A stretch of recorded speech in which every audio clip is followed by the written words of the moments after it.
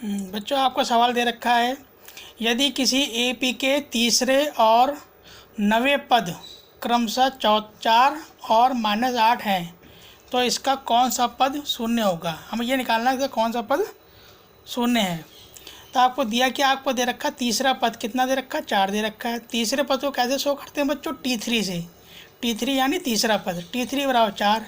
अब T3 का हम इसे फॉर्म में लिखेंगे, फॉर्मूले फॉर्म में लिखेंगे, इसे सूत्र के रूप में ऐसे लिखेंगे। तो सूत्र के रूप में होगा इसका T3 बराबर होगा A + 2D बराबर 4। 2D क्यों होगा, क्योंकि 3 है, हमने बता रखा है। जब यह 3 होगा तो एक कम आएगा, तो A + 2D बराबर 4 आ गया। समीकरण 1 बना ली। अब इसी तरीके से हमें दे रखा नवा पद कितना दे रखा, -8। तो नवा पद बराबर लिख लिया -8।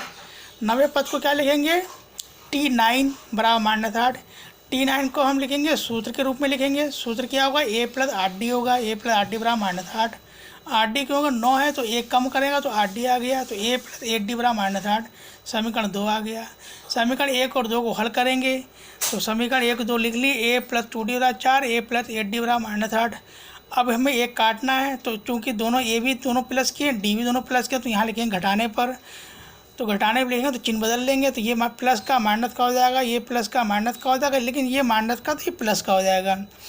अब ये प्लस माइनस होगा तो ए से कट जाएगा, ये 2D प्लस का है, 8D अब ये माइनस का कहलाएगा बच्चों। तो 8D में से 2D घटाया तो 6D आया। अब चूंकि 8D बड़ा है तो 8D का चिन्ह माइनस का, तो ये माइनस का आएगा, तो माइनस का 6D आ गया। अब 4 ही प्लस का, 8 भी प्लस का कहलाएगा, तो 8 4 12 हो गया। तो -60 बराबर आ गया -6D बराबर 12 आ गया। तो D बराबर आएगा 6 को 6 गुणा में T के साथ, तो 6 के बटे में आ गया। 6 से 12 भाग कर दिया, 6 दूना 12, तो -D बराबर 2, यानी D बराबर -2। ये माइनस चिन्ह इधर आ जाएगा। अब समीकरण 1 उठा लिया हमने। समीकरण 1 क्या है, A + 2D। हमने D का मान निकाल लिया है। अब हम समीकरण 1 से A का मान निकालेंगे। तो समीकरण 1 थी A + 2D 4 है, तो A को हमने A लिख लिया। D का मान कितना, -2, तो D को यहाँ से हटा दिया, -2 लगा दिया। 4 2 दूना 4, तो ये 2 दूना 4 आ गया। मान ये प्लस माइनस गुणा हुई है तो माइनस का 4 आएगा। A -4 और 4 आया, तो -4 को ये बाएं पक्ष में, हम इसे दाएं पक्ष में लाएंगे। चूँकि ये माइनस का है तो दाएं पक्ष में आएगा तो प्लस का हो जाएगा। 4 और 4 हो जाएगा 8D। अब हमें ज्ञात क्या करना, हमें ये निकालना कौन सा पद शून्य है। अब पद कौन सा पद शून्य है, यानी 7वां पद, 8वां पद, 10वां कौन सा पद शून्य, ये बताना है हमें। तो पद शून्य का क्या लिखा, पद लिखा है, तो Tn हो जाएगा 0। Tn कितना हो जाएगा, Tn 0 हो गया। A हमने निकाल ही लिया, A 8 आ गया। D हमने निकाल ही लिया, -2 आ गया है। हमें निकालना n निकालना है, क्या हमें बताना कौन सा पद 0 है। अब सूत्र क्या होता है हमारे पास, सूत्र होता है nवां पद का सूत्र होता है Tn बराबर A + n - 1D। Tn कितना दे रखा है, 0, हमने 0 लगा दिया। A कितना दे रखा है, 8, हमने 8 लिख दिया। n की n -1 लिख दिया। D कितना, D का मान आया -2, तो यहाँ -2 लिखेंगे, लेकिन यहाँ ब्रैकेट लगा देंगे। क्यों ब्रैकेट लगाएंगे, क्योंकि गुणा n - 1 की D गुणा हो रही है।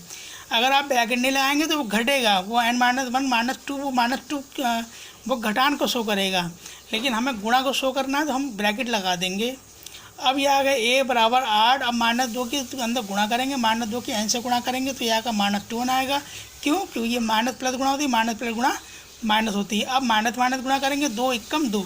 अब -2 भी माइनस का है, 1 भी माइनस का, तो माइनस माइनस प्लस होता है, -+2 आ गया। अब 2n ये क्या है, 2n ये माइनस का है, ये दाएं पक्ष में लिखा, हम इसे बाएं पक्ष में लाएंगे। चूँकि ये प्लस माइनस का है, बाएं पक्ष में आएगा तो प्लस का हो जाएगा, 2n हो गया। अब 8 और 2 दोनों प्लस के जुड़ जाएंगे, 8 और 2 10 आ गया। n का मान निकालना है, n बराबर 10। 2 इसके बटे में आ जाएगा, 2, क्योंकि 2 बटे में क्यों आया, क्योंकि 2 की n से गुणा हो रही है।